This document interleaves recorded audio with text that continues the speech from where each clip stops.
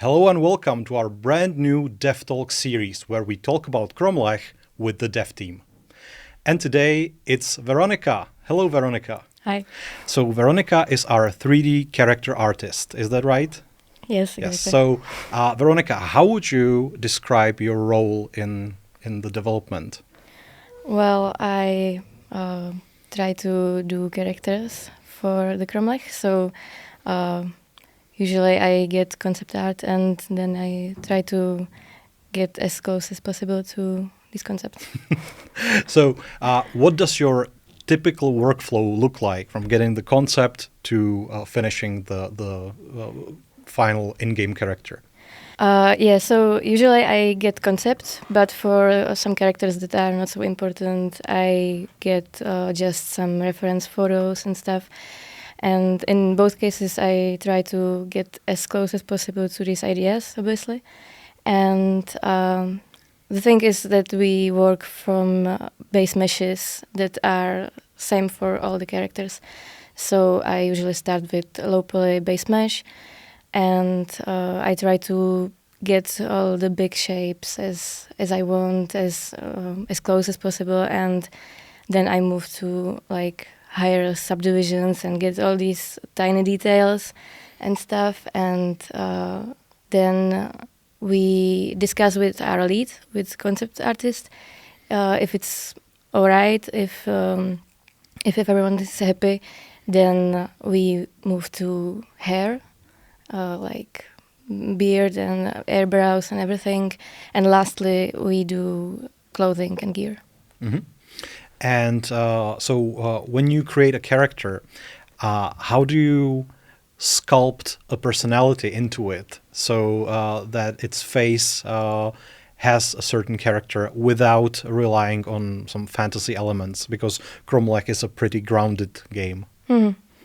Well, I think usually most of it is already in the concept, but then you have all these signs that you can put inside, like scars or some wrinkles, and how deep are the wrinkles, where are they located, are they from like laughing or frowning, like all these things tell you something about the character, I think, or if the accessories and clothing are dirty and textures are they dirty or clean.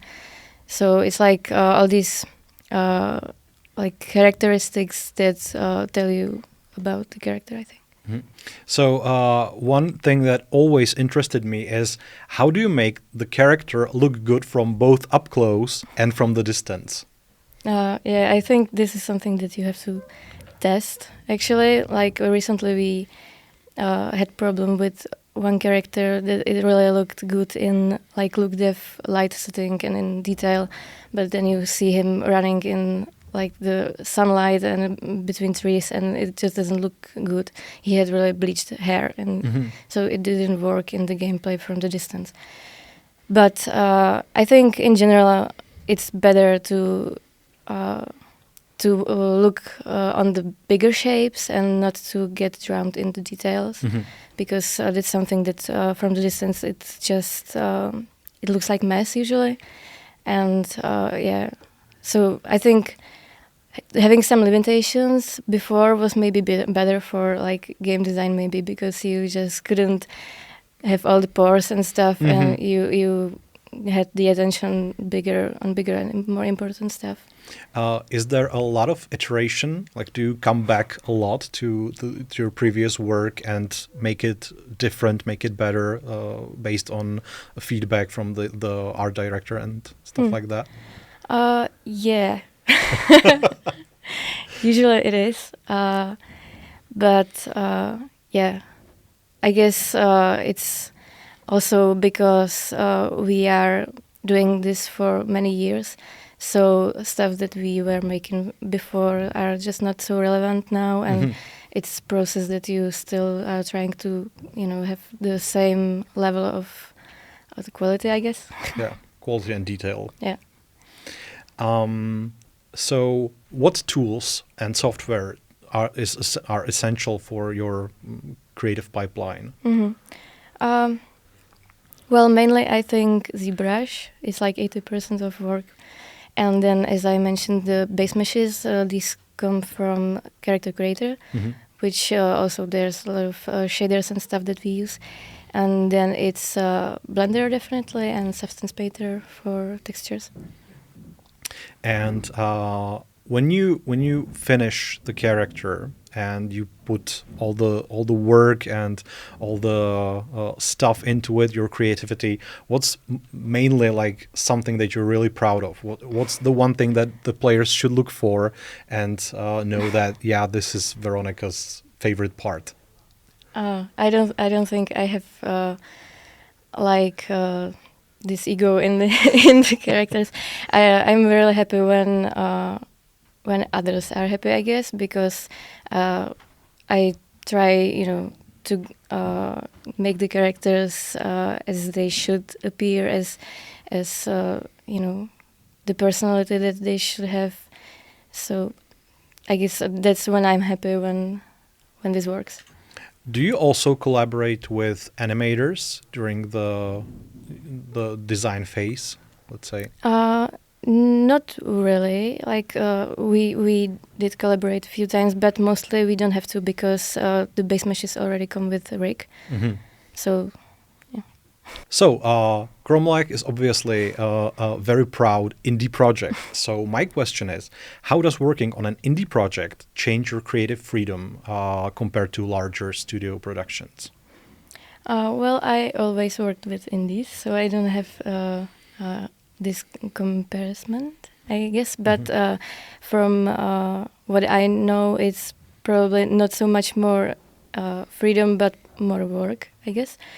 But on the other hand, it's I prefer this because I have more control over the whole character. Like in big studios, you usually do just part of it, like hair or textures. But I have control over the whole character, which is fine for me, and I like it like this. So. And did you encounter any maybe technical limitations that pushed you to be more creative? I don't think that we have such limitations because we work with in Unreal and there are not so many limitations. But as I said, we have this base meshes, which for me is biggest limitation probably because I can't change the topology. And I don't think there's really some creativity out of it. It just sucks. Speaking of Unreal Engine, are you happy with the technology? Like, are you satisfied with it professionally? I think it has some pros. Like it can really look good when you have like good setting and good lighting and everything, but it's hard to get it looking good actually. And I have their problem with some stuff like subsurface scattering. Like I think it's really hard to make it realistic in this game setting. So. Okay, maybe for us non-pros, what is subsurface scattering? Yeah, what is subsurface It's the scattering? thing that you have on your ears right now from behind. Okay. It's like how the light scatters through the surface, which makes skin looks like skin. So from all our characters are very rich tapestry of characters in Kromlech. Which one is like the closest to you? Which one are you most connected to? Yeah, I'm not so much connected to all the Celt warriors and stuff. It's not so close to me, but maybe I like druids actually. And I like Fanatic. The Fanatic. It's not that it's close to me. Okay, so when you meet a Fanatic, you'll probably think of Veronika in game. What do you personally hope for the players will feel when they encounter your characters for the first time? I think it would be win if they understand if they are enemy or if they are hostile or what should they expect from them. Maybe some part of their personality, what they are coming from. But On the other hand, I think it's also cool if you sometimes surprise the players, like if it's not everything so obvious. So the early access for Kromlech is actually right behind the corner. It's March 5th. It's a couple of days away. How do you feel about that?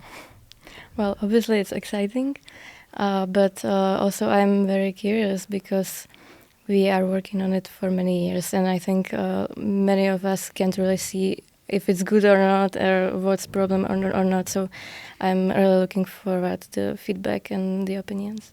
Veronika, thank you for your time. And thank you. Remember, March 5th, 2026, the early access for Kromlech begins. Wishlist now.